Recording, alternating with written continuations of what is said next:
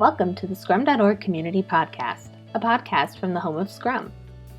In this podcast, we feature professional Scrum trainers and other Scrum practitioners sharing their stories and experiences to help learn from the experience of others.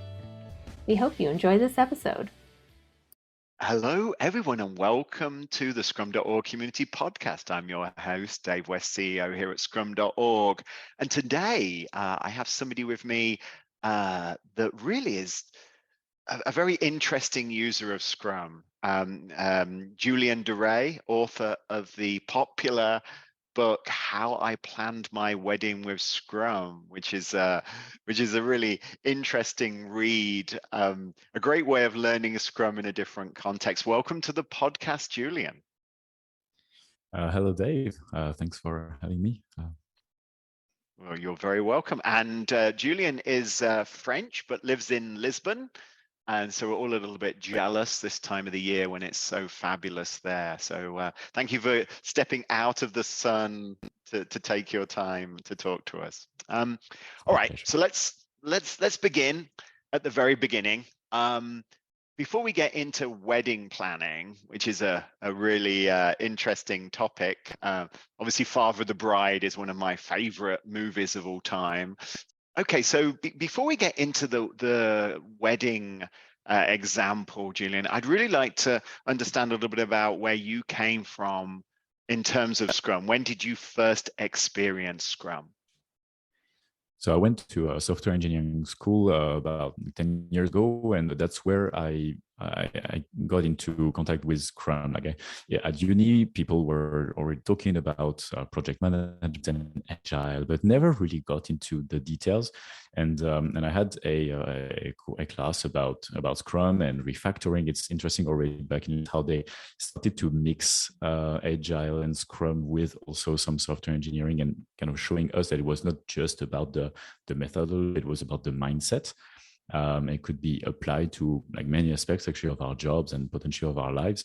And I've started to work in startups. So in startups, you start coding, you start shaping up the product. I'm talking like very small startups, like first engineer start. Before you know, you have a team of 10 people and you try to make sense out of it and of what you're doing.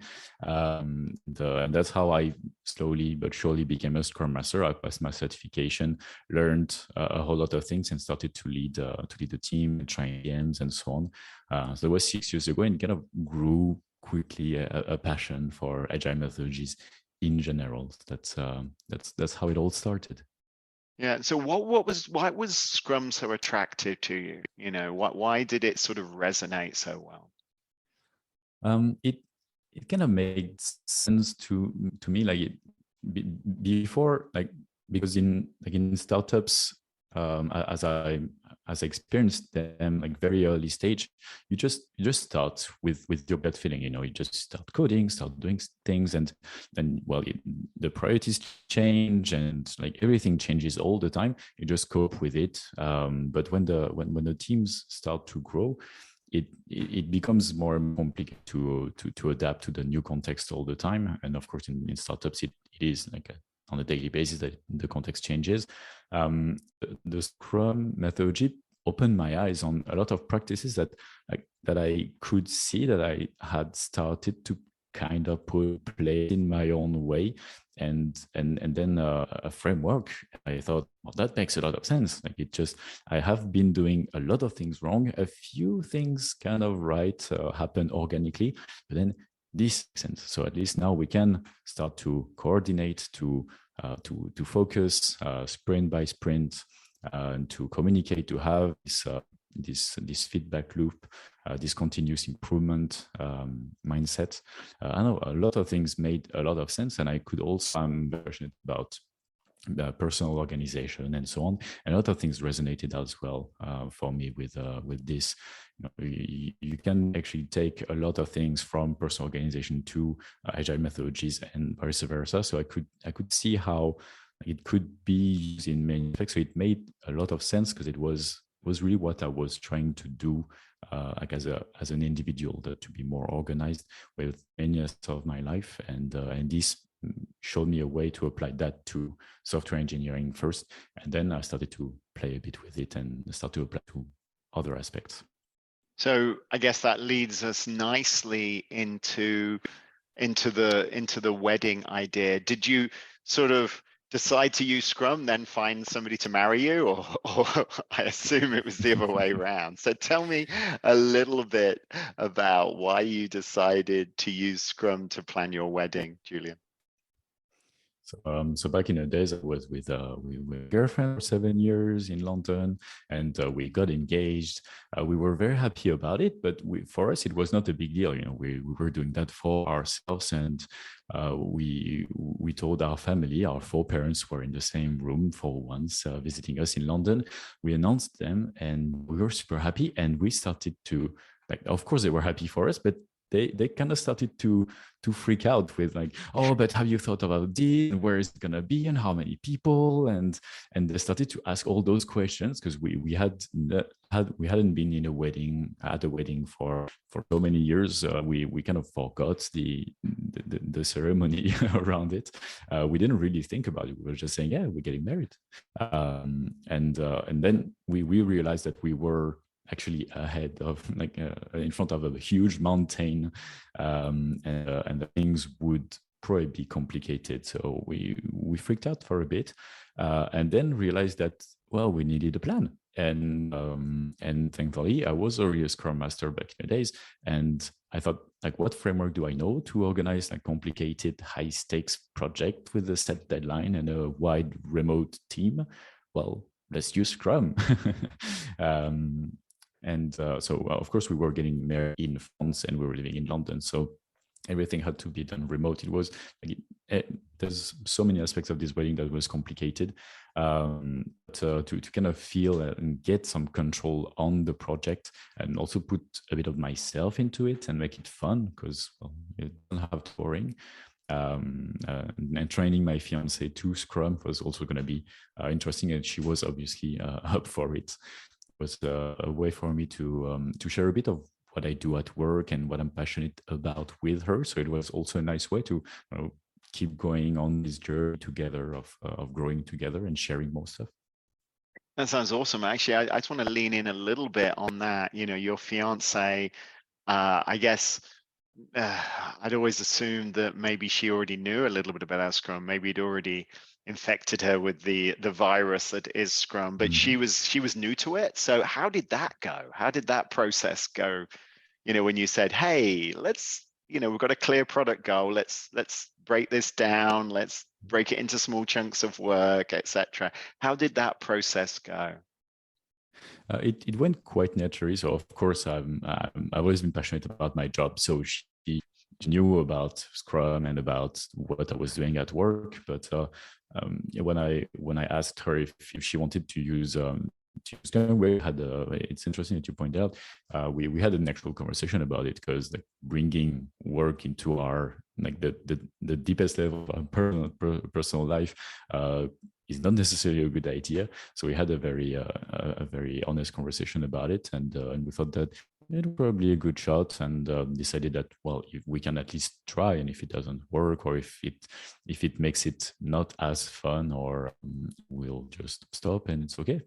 Or already the idea of being agile was there. Like, let's start the first iteration. Let's start, and it's not a commitment. We can always go back.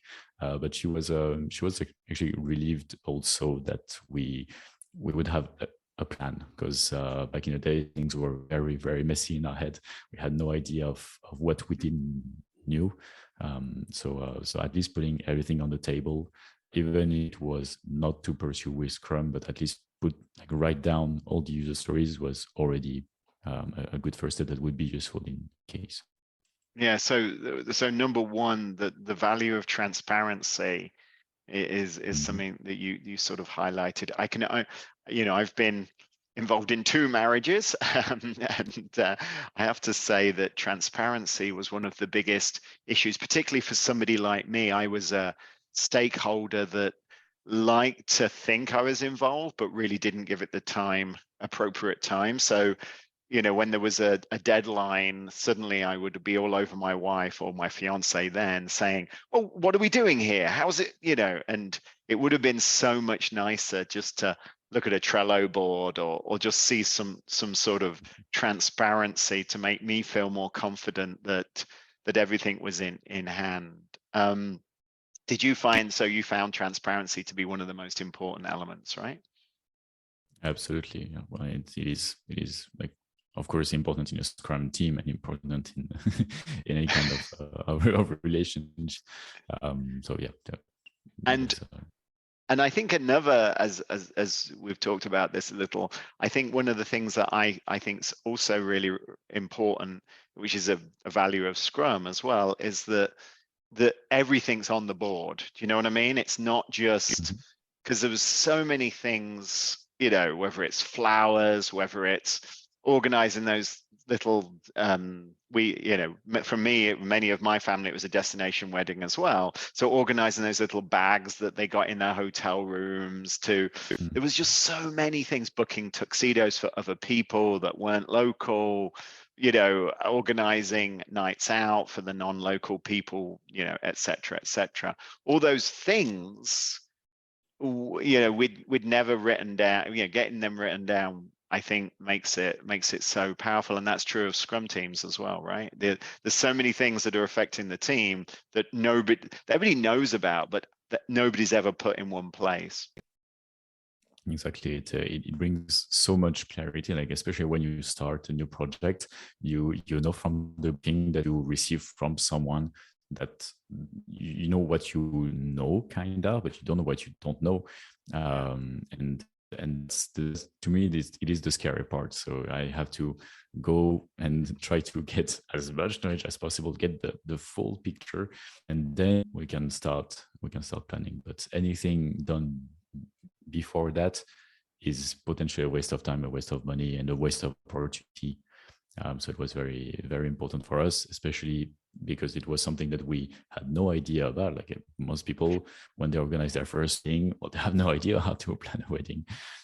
So we really needed to put everything on the board and know what we were getting ourselves into. Even though I ran an alpha for my wedding, obviously, before the real one came along, that's I still didn't learn. It was absolutely challenging and very, very stressful. All right, so I've got some obvious questions. So you broke it down into sprints. How did the sprints sort of work out with respect to the wedding planning? So we obviously use sprints, but I started to ask myself, like, what is going to work with Scrum, like by the book that we do in most of the time in IT projects, and in real life, like what's the delta? What can I use? What can't I use? Where is going to fly? So we use sprints.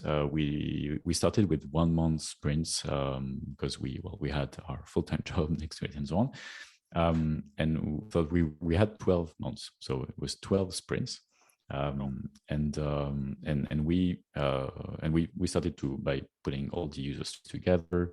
Then we called our respective parents, people who had got married before. I did our real research to try and have a maximum of user stories. And we started to then have a refinement. So it took us 3-4 refinement sessions before going through all the user stories. But we wanted to have a lot of them already kind of ready, or to at least sort them by priority and sort them then by complexity. But knowing the priorities and also the timeline, like some things you want to do them at the very beginning, but you can't. And some other things is kind of the around. Some things that they're going to take a long time. You're not going to fit them in a sprint.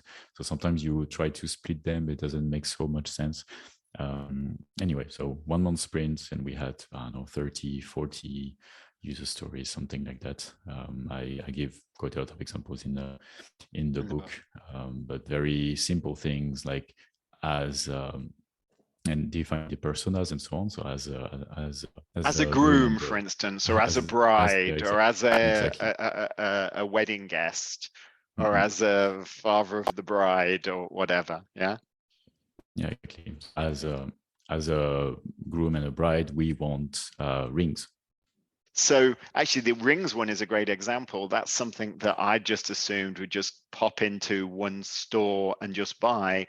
My fiance, my lovely wife, had a very different perspective on rings and the whole process. Also, you have to have a lead time. They don't just fit, which I just assumed they'd have a collection of different sized rings and you would pick up the one, but apparently, so that conversation I wish we'd had. Right? So it's a good example of transparency. And if we'd have put it in an earlier sprint, because of the risk around sizing, who knew, it probably would have worked out quite well. Exactly. This process forced us to look carefully at every user story, and just the refinement process forces us to think, okay, so we need the ring. So what could go bad? What could go wrong? How do we do it? What is the expected plan? How complex is it? So just triggering the conversation, you don't even need to find all the answers right away, but you find questions and then it runs in the background of your mind for a few days. Then you think of new things, and just again, like forcing ourselves to ask ourselves all those questions was very, very interesting. It helped us a lot, like again, feeling in control of what was going on. In control. I think that's a great word or phrase to use when talking about Scrum. It does provide that, and sometimes that's a little scary because you have to actually take control, and that's always interesting. So sprint reviews. Did you invite the in-laws or to the parents, both sets of in-laws, as it were, to sprint reviews, or did you avoid that? Challenging stakeholders. I'd love your take on that, Julian. It was they were obviously part of it. So in terms of roles, so I was kind of the Scrum Master by default. My fiance and myself were kind of the main the POs, but also the main stakeholders, kind of. Product owner, Scrum Master. What about stakeholders? So we were kind of the main stakeholders too. Like we were defining what we wanted in the end, and we would have the final word on everything, and be the main users, I would guess. But we also we defined our parents more as development team, and then us too, because we really needed them. We needed their input, and we needed them to actually do some stuff on field in France to help us. Yep. So we did most of the things ourselves, but and they were also like kind of consultants. That's what I was saying. That sometimes you have to twist a little bit Scrum to make it work in such a specific context. But we did invite them to the first sprint review, and it was mind blowing because we showed them the plan. I created a big mind map with all user stories, some of the subtasks for whenever we knew the subtasks, the complexity and all, and we showed them that. So it was more a sprint review about the first sprint, about like what do we understand right now about the context and about the project. And they chipped in on a lot of things, a lot of details that we didn't know, or they said, oh yeah, this is you think it's complicated, but actually it's simple, and that is, you think it's simple but it's very complicated, or it's very pricey, or so they gave us so much insight, and they've added a lot more user stories, like odd things that you can't really know. So we got married in a castle, and it sounds romantic, but it was in my fiance's family castle that was built like in 14th century. So back in the days, they didn't really think about electricity that much. So we had to find a generator, to find like it just, the complexity exploded very quickly, but it was all under control because at least we knew.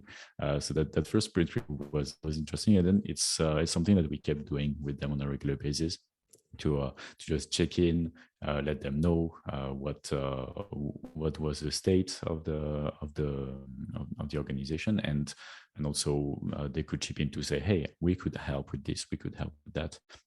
So it was a blessing to have them in the sprint review, for sure.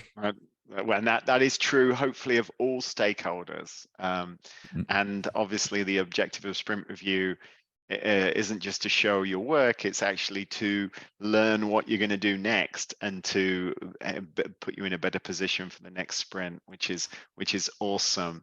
And all right, so obviously getting married in a castle sounds awesome, by the way, just as an aside, but obviously it was successful.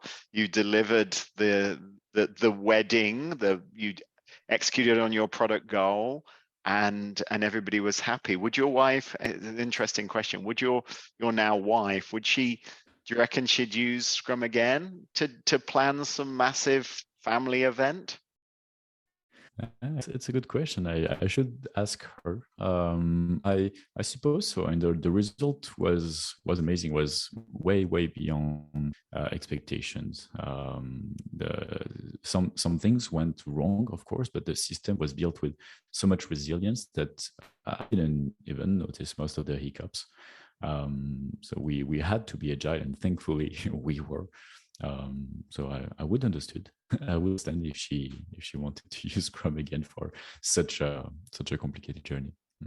Excellent. And she hasn't become a Scrum advocate and taken it to her own job now as well, because you did such a good job introducing the ideas to her. She didn't have the chance because she works in the wine industry. So it's there's not a lot of things that we can apply, but I'm pretty sure that she's going to put a little bit of agile here and there. That's always good. I was fortunate, Julian, to help a friend. I've got a friend who's a vet in a sizable practice, and she's also acting as a COO. And so I introduced her to Scrum, and it was an interesting experience. I think you can take these ideas and apply them in many different contexts, and they really do. I mean, no surprise, they actually work. And I'm always surprised by how little people have these skills, that we learn in Agile and with Scrum. And when you introduce them to them, people that haven't seen them before, it's really an epiphany, and pretty awesome. And it's exactly the idea that I had when writing this book. It was not just to brag about my wedding, but it was to see it like twofold, like to present it to people who know Scrum already, and show them that Scrum could be used in other ways, not just for IT, and also show that we can dig a little bit deeper. If you dig into the pillars, the values, into the agile principles, because when you tweak Scrum that much to fit to so far away of its comfort zone, you have to go down to the principles, the fundamentals of it, to understand what you tweak and how you can tweak to not break the framework completely. So with this book, I've tried to really dig a little bit into this. We didn't follow the Scrum book completely, but this is because it is based on this principle, this view, and so on. And I wanted, on the other hand, to present Scrum to people who would not be so aware of agile methodologies and Scrum, to show them not a boring IT project, but something that they know, at least like people have attended at least a wedding. So it's something that they can really relate to. So it's something that they can really relate to, and then use this opportunity to show a little bit of Scrum and how it works. So I think it kind of works in both ways. Either you know Scrum and you want to dig a little bit deeper, or don't know Scrum and you can start scratching the surface. Brilliant, Julian. Well, thank you for sharing your experience today on the Scrum.org community podcast. For our listeners, I am here, Dave West, with Julian DeRay, author of How I Planned My Wedding with Scrum. If you want to find it, it's on Amazon.com. This is a very interesting book. And obviously it will be in the notes to this podcast as well. You can just click on it and find this book. So Julian, thank you for taking the time out in Lisbon. And thank you for stepping inside for a moment. Hopefully you can go back to the sunshine now.